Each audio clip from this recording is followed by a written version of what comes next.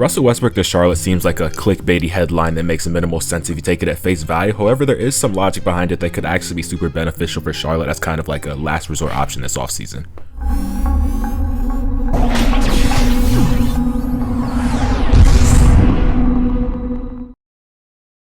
I feel like the biggest misconception about this trade, other than Westbrook being a Jordan athlete, is that the Hornets want to trade for Russ to pair him in the backcourt with LaMelo Ball. And while I don't feel like this is the absolute worst fit in the world since LaMelo's shown the ability to play off the ball, it's obviously not ideal for your 20-year-old franchise player who thrives with the ball in his hands. Which I feel like is the biggest reason that people immediately write off the trade idea without considering Westbrook's biggest asset for the Hornets, which is his contract, it expiring $47 million. Because when looking at the Hornets salary cap table, you have 2 more years of Gordon Hayward at $30+ million, and Terry Rozier's 4-year $96 million extension kicks off next season, which is definitely not ideal. So the trade that often gets brought up in this scenario consists of Russell Westbrook and the Lakers' 2027 first-round pick in exchange for Terry Rozier and Gordon Hayward. And there's also been some speculation about a 3-team deal involving the Nets, where Westbrook still ends up in Charlotte, but Kyrie Irving ends up in LA, which could very well just be Lakers fan propaganda. But either way, a trade like this would definitely be an immediate step back for the Hornets in terms of roster talent, but I feel like it would definitely raise the ceiling in terms of the young players as well as cap flexibility. Because this offseason they have to pay up for Miles Bridges if they choose to, and next offseason PJ Washington, he'll be a restricted free agent, and they'll also have LaMelo Ball, who's definitely going to command a rookie scale max extension. And when you consider the fact that Michael Jordan probably has no desire to pay the luxury tax, the money's gonna have to be cleared up somewhere.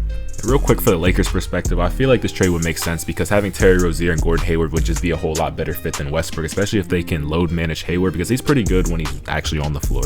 So in all, I want to make it very clear, this is not a video necessarily advocating for Westbrook to Charlotte, but I feel like if there's an opportunity to shed off that much unnecessary cap space on a team that's been struggling to make the playoffs since 2016, you gotta consider it. So yeah, that's my logic behind the Russell Westbrook to the Charlotte Hornets trade rumors. I don't know how likely it is that it actually happens, but I definitely don't think it's something that should be immediately written off as a possibility, because it's a lot more than just Russell Westbrook putting on the purple and teal jersey. So yeah, like and subscribe if y'all want to see more content.